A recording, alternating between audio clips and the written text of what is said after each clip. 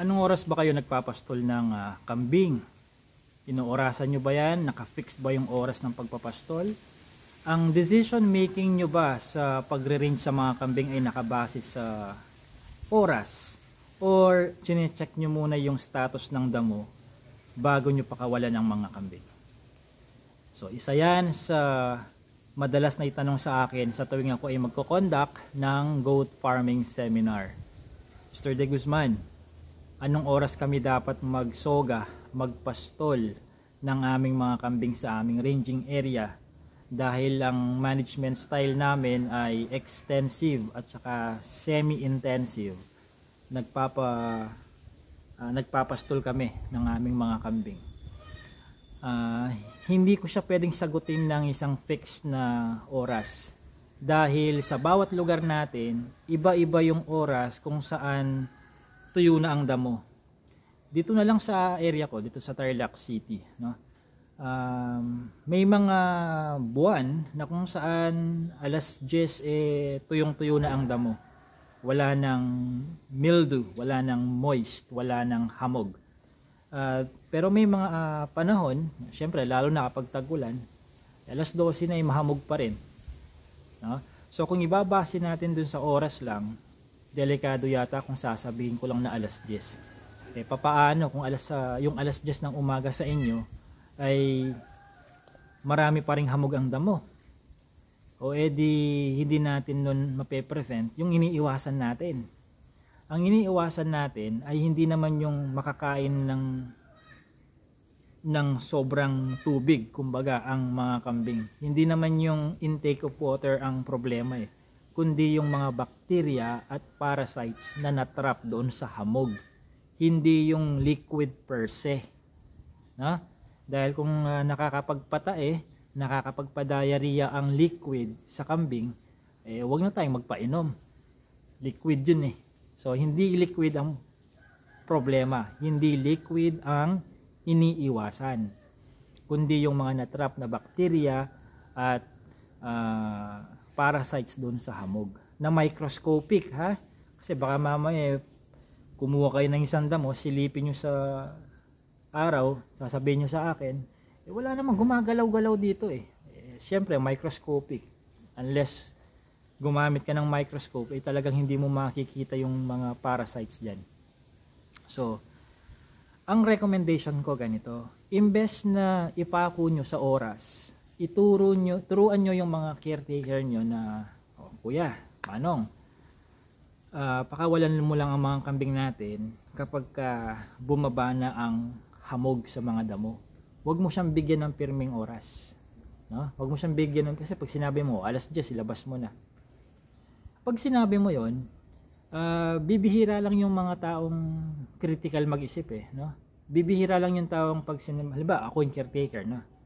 Tapos sinabihan mo ako na JC, ilabas mo yung mga kambing alas 9. Bibihira yung taong mag-isip ng alas 9. Mahamog pa rin no? Tanungin ko nga si boss kung paano kung mahamog, ilalabas ko pa rin ba or magpalipas pa ako ng 30 or 60 minutes more hanggang sa bumaba ang hamog. Bibihira yung mga taong ganun. Marami sa mga tao kapag binagsakan mo ng oras, ilabas mo alas 9, ipasok mo alas 5, pagpatak talaga ng oras na yun, ilalabas regardless of kung ano man ang estado ng damo, no? So might as well, sabihin mo sa caretaker na ilabas ang mga ruminants kapag nakita na niya yung damo ay wala ng hamog. Ayan. Ngayon, bigyan mo ng test yung tauhan mo. Tanungin mo siya. Anong gagawin mo? Halimbawa, sabihin mo sa anong gagawin mo? Halimbawa, alas 11 na ng umaga mahamog pa rin, gawa ng matag-ulan, no? Or tag-ulan, or maulan sa lugar talaga natin whole year round, no? Lalo na kung nandiyan ka sa bandang dyan sa may mga bulubunduking lugar, alam ko tuwing hapon naulan sa mga ganyan no? Usually, no? So i-check mo kung paano critical na mag-isip yung tauhan mo. So tanungin mo nga siya, De Guzman, anong gagawin natin kapag alas 11 na mahamog pa rin ang damo? No? Tingnan mo kung paano siya mag-isip, no? And hopefully ang sagot na makakuha mo ay ganito. Eh di kapag sa mga ganong pagkakataon boss, gawin ko tuwing hapon magsakati muna ako para may air dry ko magdamag, naka air dry yon. Kaya kinaumagahan, yun muna ipakain natin sa mga alagang kambing para kapag kung bumaba man ang hamog ng alas 12, alauna na, at least hindi sila empty stomach doon sa first half ng umaga. Meron silang nakain. Eh di kung bumaba ang hamog ng alas 12, alauna ng tanghali, at least yung 4-5 oras na pagkain nila hanggang alas 5 bababawi naman nila yung kakulangan nung nasakati ko na air dry ko kagabi. Very good ang caretaker kapag gano'n siya ka-critical mag-isip, ka-logical, ano? So, i-check nyo rin yung mga yung mga tauhan ninyo. Mas maganda yung may tauhan ka na critical din mag-isip para alam mo kapag nag-i-expand ka kung sino yung mga promotable, no? Sa negosyo mas maganda yung nagkakaroon ka ng mga taong may capacity na mag-decide ng tama kaysa doon sa ikaw palagi ang nagde-decide sa lahat ng bagay, no? So ayun. So again, anong sagot doon sa tanong na anong oras ilalabas ang mga kambing? Wag niyong ipako sa isang specific na oras. Mag-check kayo ng status ng damo kung may hamog. Kung may hamog pa rin, wag mo nang ilalabas. Kapag napansin ninyo na alas 11 na ng umaga mahamog pa rin, sa hapon magsakate, i-air dry nyo, wag niyong ibibilad ha. Mababawasan ng nutritional value ng kahit na anong damo kapag binilad nyo yan, sinandry ninyo. Air dry lang. Okay?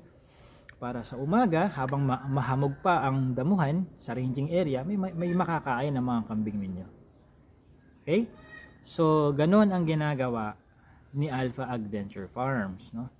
Sa amin kasi dito, naka semi-intensive at saka intensive. Kapag maganda ang panahon, hindi maulan, nagse-semi-intensive kami. Kasi may mga ranging areas kami dito sa paligid Sayang naman, no? Sayang yung mga lote na ranging area na madamo na makakain nila. Kapag panahon ng tag-ulan, lalo na yan, tuloy-tuloy yung mga ulan halimbawa, no? Fully intensive kami noon. Meron naman silang feeding through doon sa goat house. Merong goat house ang mga kambing namin, no? Nasa 72 square meters na yung isang goat house, no? Kasya ang mga nasa doon. Mga 50 upgraded, no? Mga 40 to 50 heads na upgraded. Pwede sila doon sa bahay na yun. Yung pagkain nila, either yung damo dyan or yung silage namin na corn silage, yun ang ipinapasok doon sa goat house. Doon sila kapag tag-ulan or kapag masama ang panahon. Pagka ganitong summer naman, no, hindi maulan, bandang alas 10 ay tuyo na yung damo, no, wala nang hamog, inilalabas na yung mga kambing, no, mga tupa, mga baka. Ayan. So that's how we decide here at the Alpha Adventure Farms kung kailan at hindi muna pwede dapat ilabas ang mga kambing. So, if you'd like to know more about doon sa kabuuan ng aking cultural management sa pag-aalaga ng kambing, i-click nyo lang yung link dyan sa description box para makapag-register na kayo. Ready na ho yung 4 na oras na video. Diferensyang magbabayad, magre-register na lang, within the same day, magkaka-access kayo nang mapanood nyo na yung video at magaya nyo na lahat ng mga proseso ko sa pag-aalaga ng kambing. Na scientific, no? Hindi lang yung parang second hand information lang na narinig ko lang kung saan saan. Scientific na pamamaraan. May explanation lahat ng galaw. May scientific explanation lahat. Alright, so this has been JC De Guzman of Alpha Adventure Farms.